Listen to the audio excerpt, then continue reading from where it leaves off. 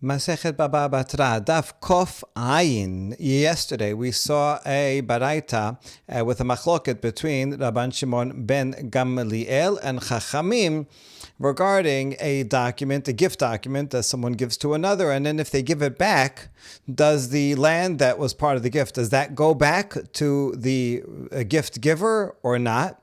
And Rashbag says if you give a gift and then you give back that document, then the gift goes back as well. And Chachamim say no. Once you give the gift, it's given even if the document is returned.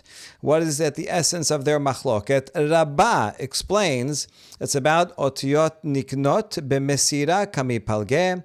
Rabban Shimon ben Gamliel says that if you want to transfer the contents of a document, the rights that are in it, then all you need to do is transfer the letters. So by giving over that deed, then you get the gift, and by giving it back, then the gift is given back. Because you can transfer what the document says by transferring the document itself.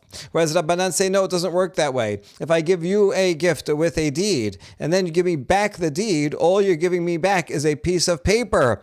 If you want to transfer the gift back or to someone else, then you have to write another deed or another document in order to re-gift it or resell it. Or if you want to transfer a loan document, then you need to write another document that says, this loan document, I am transferring you the right to collect. Okay, good. Now we're going to see another baraita. And this baraita we're going to have about 4 different explanations for the machloket, but it's related to the one that we just saw.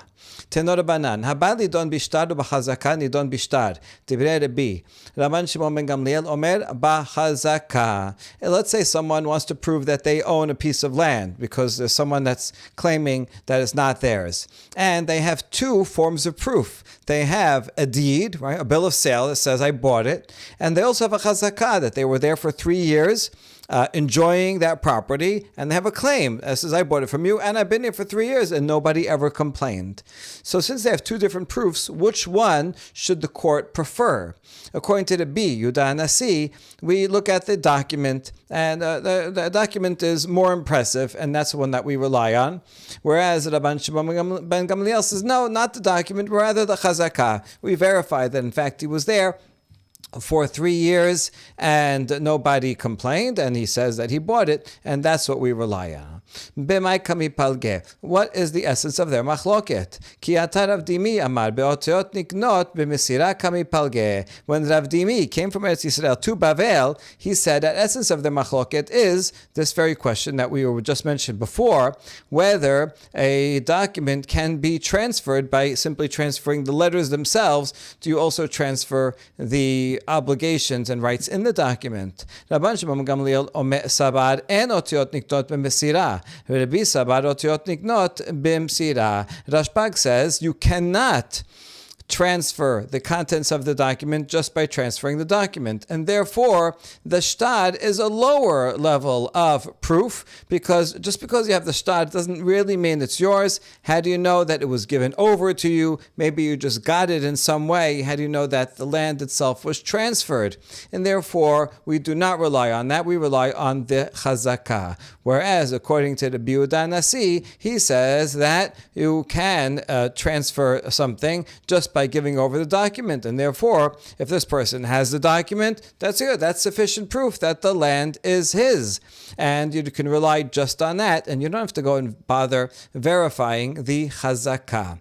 And so that's how we explain the machloket. The problem is that this is the opposite of what we said up over here, where we said Rashbag was the one that says, Otziot niknot b'mesira, and the other rabbis say not so. So Rav Dimi is explaining this machloket in a way that's opposite from the way Rabbah explained the previous baraita. So Amar le'Abaye ken pelukta lidemor. Abaye says to Rav Dimi, if so, then you're arguing against the master Rabbah. And Rav Dimi says, Amar le'Vetiflok, so what? So I can argue against Rabbah. He's a colleague, and so I'm allowed to argue against a colleague. He thinks that way. I disagree. I think this way. But Abaye further sharpens his point. Amale hachi kami nadach matnita la mitarsa ela kedi mitarsa mor v'imken kasha Rabban Shimon ben Gamliel ad Rabban Shimon ben Gamliel. Abaye says, no, I wasn't asking you because Rabbah said it. Rabbah happens to be explaining a baraita, and this is the only way you can explain that baraita. This, we discussed that baraita, and that's how we concluded that this is the best explanation of that baraita, and therefore your explanation of the second baraita is disagreeing with the explanation of the first baraita. So I'm not asking you because of Rabbah. Rabbah just happened to be the messenger who explained that baraita very well. And your explanation of this baraita would contradict that baraita above. And you'd have a contradiction between the two statements of Rabban Shimon ben Gamliel. So that's what I was arguing. Of course, yes, you can argue against Rabbah, but you can't argue against the baraita, and you didn't offer any other way to explain that baraita. Ela Amar Abaye. So Abaye says, I have a different interpretation of this, the second baraita. Askinan kegon shenimsa echad mehen karov or pasul.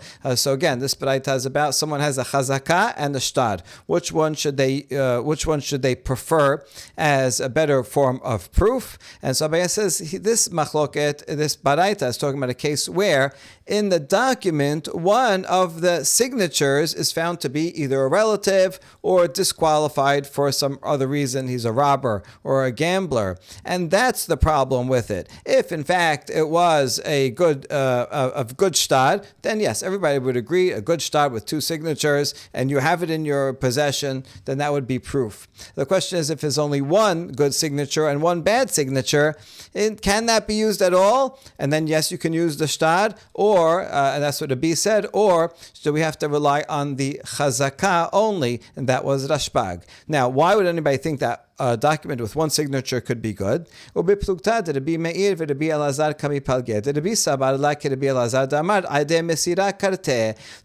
about a parallel machloket between Rabbi Meir and Rabbi Elazar that we learned back in Masechet Gitin, where Rabbi follows the opinion of Rabbi Elazar, who says that it's the witnesses of transmission that effectuate the cutting, but the separation of the husband and wife. Or if it's not a get, then it's the giving of a document that effectuates the transfer.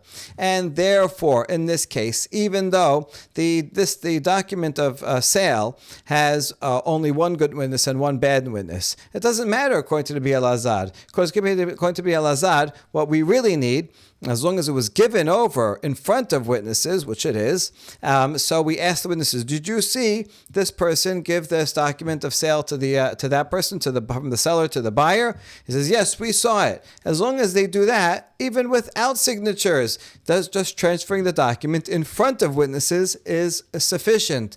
And therefore, this, according to the B, is good, even though the witness is bad. We have the witness signed is bad, but we have two good witnesses who said they saw the transfer, and therefore you can rely on this shetar to prove that the land is yours. Rabban Shimon ben Gamliel sabar la keRabbi Meir damar ayde hatima karte. Rashbag says, I follow Rabbi Meir. He says that it's the witnesses that sign on a get. They're the ones that make a separation between the husband and wife, and the get comes into effect, not the ones that look at the transfer. And therefore, according to Rabbi Meir, that both witnesses have to be valid. Rashbag agrees, both witnesses have to be valid. And that's why he says, in this case, if one of the witnesses is invalid, then that document of sale is invalid. So the only way for the buyer to prove that it's really his would be to prove that he has a chazakah for 3 years, and that's the essence of their machloket. But now we reject this. Rabbi Abba says that Rabbi Elazar would agree that if there's a problem inherent in the document, that is invalid. When did Rabbi Elazar say adem mesira karte, that all you need is witnesses that saw the husband deliver the get to the wife? That's if there's no witnesses at all. If there's no witnesses, that's totally fine, because we have witnesses that saw the transfer. But if there's a problematic witness, an invalid witness in it, then that is a problem in and of itself. Better to have no witnesses than a bad witness. And therefore, in this case, if this baraita was talking about a case where one witness is no good everybody agreed, Rabbi Elazar and Rabbi Meir would agree that the shtar is invalid and cannot be used. So therefore, Rabban Shimon Gamliel and Rabbi cannot be arguing along those lines. So now we have a modification of that answer. Ela amar Rabbi Avina hakol modim shim katub bo huzkachnu le'edutan shel edim v'nimeset edutan mezuyefet shehu pasul ke Rabbi Abba. Rather, Rabbi Avina, or short, if you look here, Rashbam says Ravina, says that everybody agrees that if it says in the document that the court says we looked into this and we found that the witnesses are no good. These are forged signatures. Everybody would agree that that document is no good, and that would be also true if one of the signatures was no good. So rather, this baraita is not talking about that case, but rather we're talking about a case where there's no witnesses on it. That is in fact where the machloket is. Lo nechleku ela bishtar she'en alav adim kelal.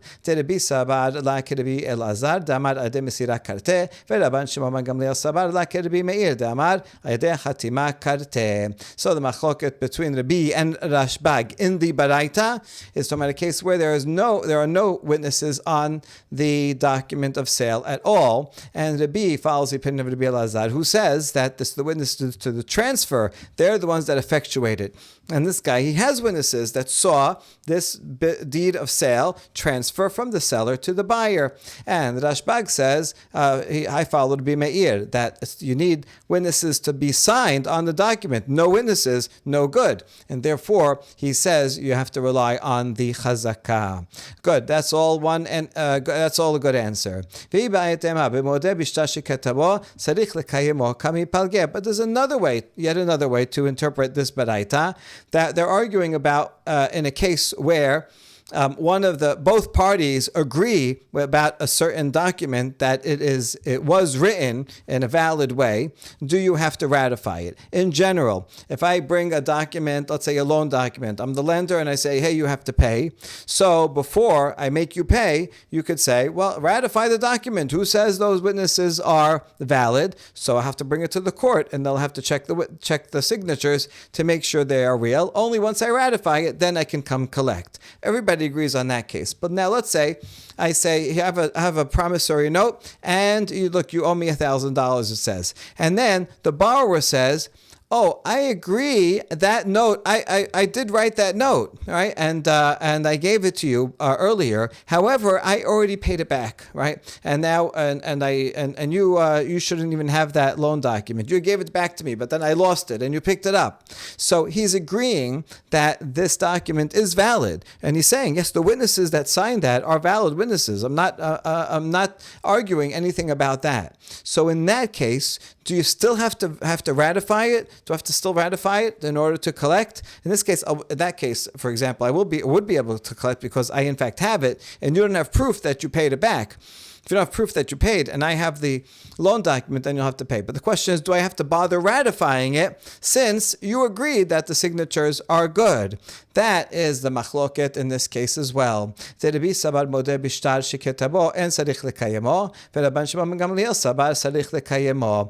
too, this baraita is talking about a case where this deed of sale, even the seller agrees, oh yes, I did write that deed of sale, but I never gave it to you. I never actually sold the land to you. I just had written it up just in case, but in the end, I didn't go through with the sale and dropped it, and you just picked it up. So he is agreeing that the witnesses that signed on the document are in fact correct witnesses, and therefore there's no need to verify it. So Rabbi says that if a document is, everybody agrees that it's a valid, the signatures are valid, then you don't have to ratify it. And that's why in this case, the guy who wants to prove that this is his, he can use the document of sale and he doesn't need to ratify it. So therefore, it's preferred that he use the document of sale. However, Rabban Shimon Gamliel Sabar Sarich Lekayemo, he says that you have to ratify it, even though the seller himself agreed, yes, I had that written up, the signatures are fine.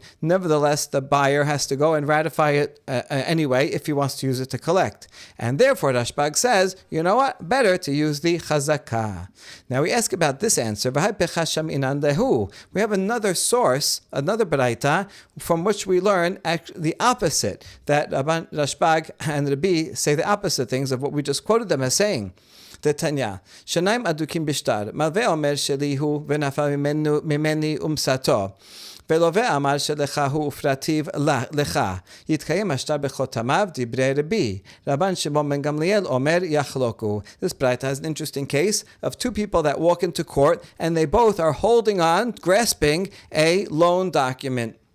The malveh, the lender says, it's mine and I lost it and then I found it.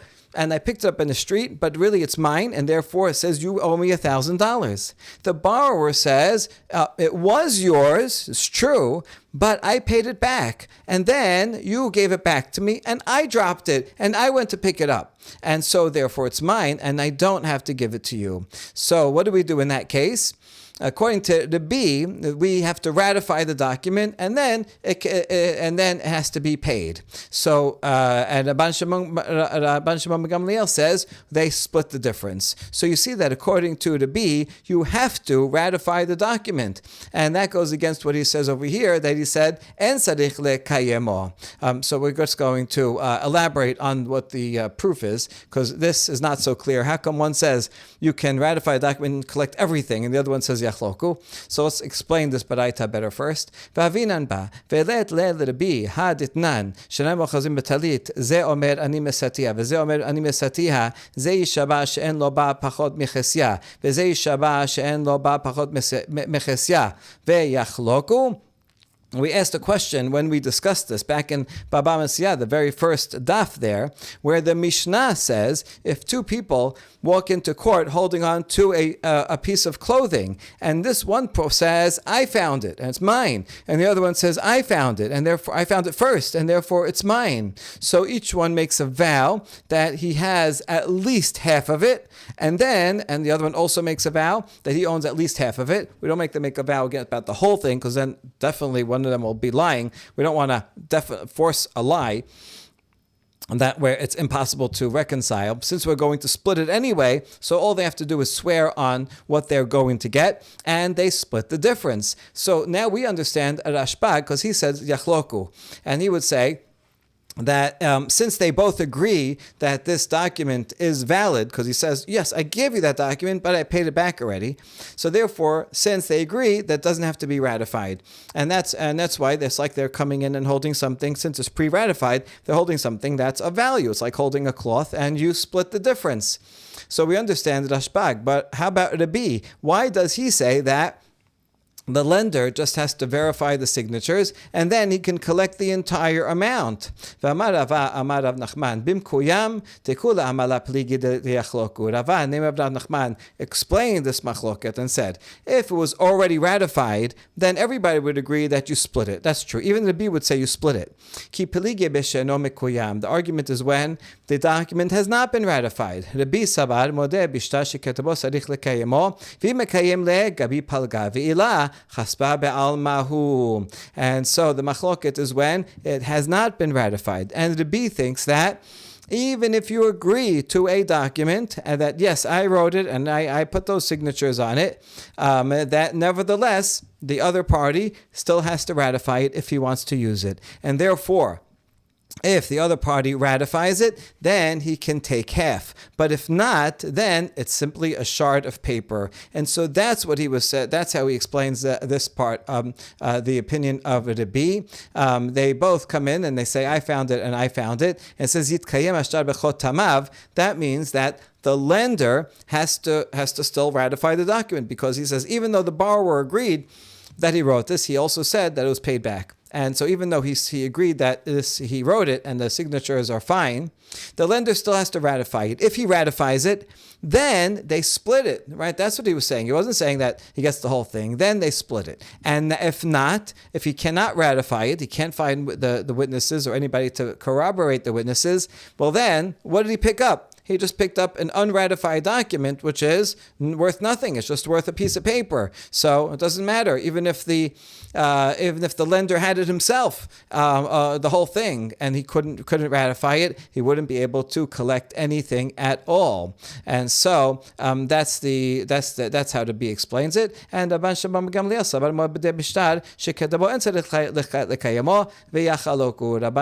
Gamliel says it wasn't pre-ratified. Pre-ratified would mean we found it with the ratification stamp of the court on it. So it wasn't ratified before. But he thinks that since both parties agree that it was written with good witnesses, so therefore the lender does not have to ratify it. And that's why in all cases when they come into court and they're both holding on to the loan document, they can simply split the difference. Okay, all that was a long way of asking a question that you explained the baraita here in the Iba that they're arguing about whether you have to ratify a document even though they both agree that the signatures are valid. And the B said you don't have to. Rabban Shimon ben Gamliel says you do have to verify it. But in our explanation of this baraita over here, we said the opposite. So we answer epuch, either one or the other of these baraitot, since they're inconsistent, one of them you'll have to switch the opinions of Rabban Shimon ben Gamliel and the B.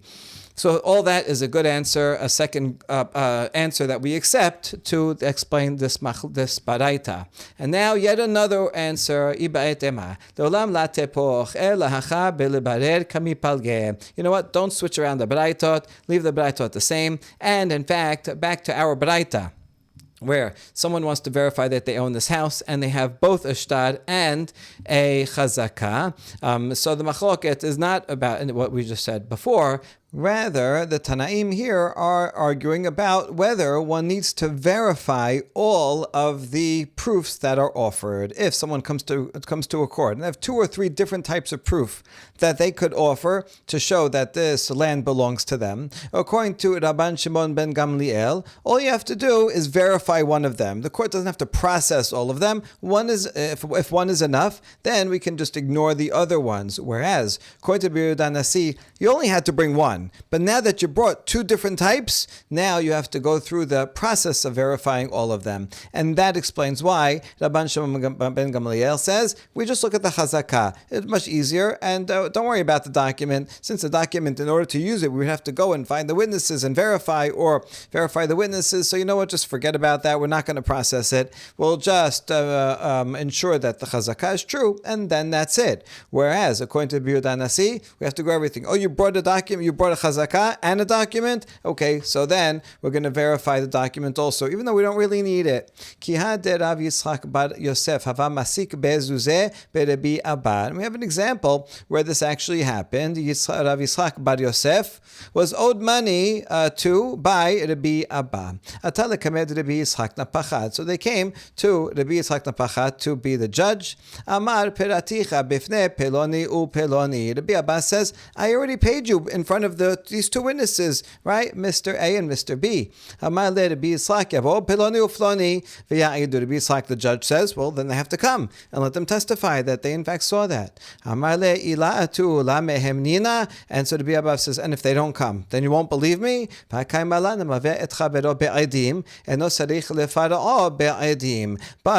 we say that halacha is if someone lends money to someone else with witnesses, it does not mean that you have to repay the person with witnesses. If you lend someone money with a document, then you have to get the document back and rip it up.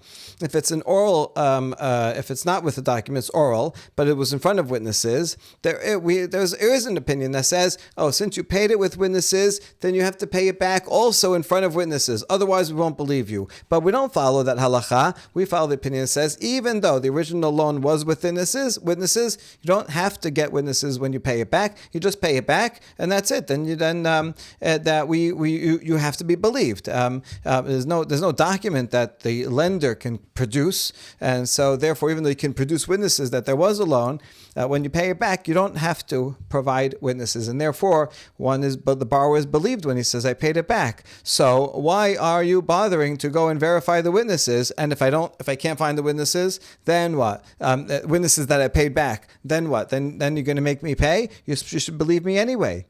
And Rabbi Yitzchak says, Amar le'ana behi kishma'ata demor sebira li. Tamar Rabbi Abba Amar Rav Ada bar Ahava Amar Rav. And so he explained, I follow the opinion of Rav, who says, Ha'omer lechavero piraticha befenei peloni ufloni, sarich shevo peloni ufloni v'ya'idu. I follow the opinion that says, if someone says, I paid you back in front of Mr. A and Mr. B, then you have to bring those very witnesses.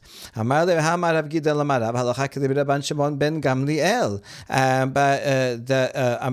Rabbi Abba fires back and says, but Rav also said that halacha is like Rabban Shimon ben Gamliel, who says if you have two forms of proof and one is sufficient, then you don't even have to verify the other one. And really, I don't even need proof that I paid it back because there was no loan document, so I could just say that I paid it back and I should be believed. So why would I have to verify it? And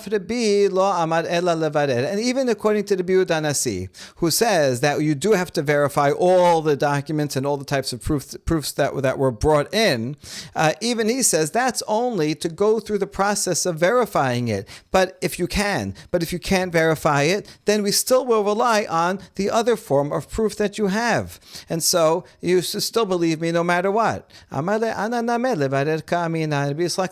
what I meant when I said verify. I didn't mean that we won't believe you and that you'll have to pay if you can't find the witnesses that said that you paid. I just follow the opinion that says if you bring it in, you didn't have to bring it in. You didn't even have to say that there are witnesses that said that testify that there are witnesses that saw that you paid it back. You could have just come into court and said, I paid it back and I don't have to produce anything, and we would have believed you. But now that you came to court and said, I have witnesses, well then we have to follow through. This is just the procedure, the bureaucracy of the court. If you say it, then you have to verify it. If you can't verify it, we still won't make you pay. But we have to still go through the procedure of verifying your claim. And now we begin the next Mishnah. Mishepara miksat chobo. Rabbi Yehuda Omer yachalif. Let's say someone pays back part of a debt, and it's a debt that was in a document. Now, what do you do with the document? The lender has a document that says the borrower owes him $1,000. The borrower pays back $500. Now, if he leaves the document as is, then the lender can still go in the future and collect $1,000. What are you going to do? Tear up the document? Now the lender complains. Now I don't have proof that he still owes me $500.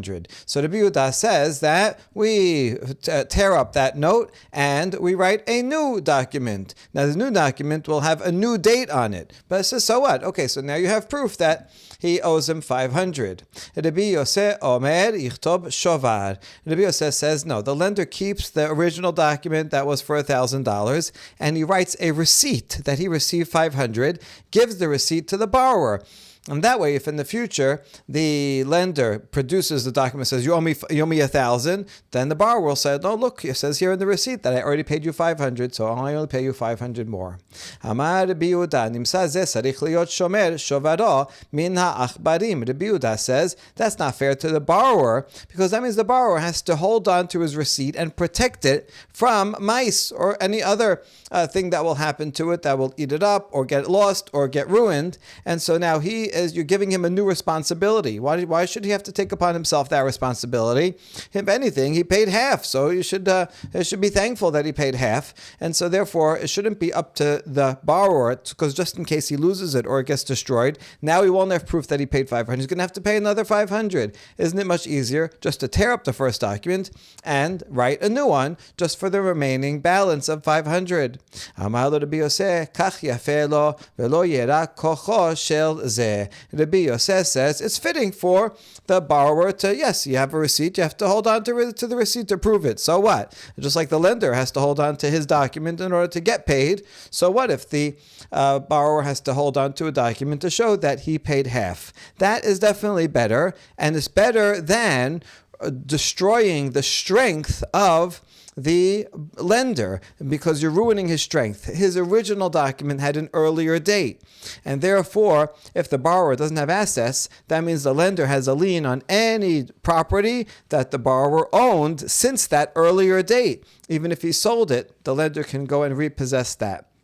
If you write a new document, then the new document is going to have a new date because you're going to write it for today whenever you're writing it. And now he's going to lose out on the liens that he had on the previous properties that were owned by the borrower. And therefore, it's better to impose a small responsibility for the borrower rather than to weaken the claim of the lender.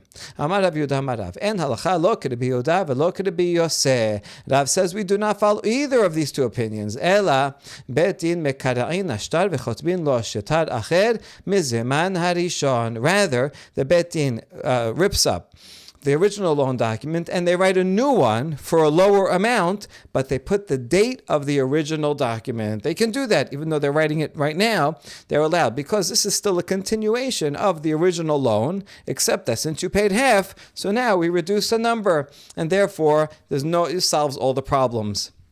Because you're not imposing on the borrower to have to hold on to a receipt. There's no receipt. And you're not weakening the claim of the lender because it still has the original date. So he still has a lien on any lands. And when he comes to collect the balance, he'll be able to use that lien if he needs to. Baruch Adonai Le'olam. Amen ve'amen.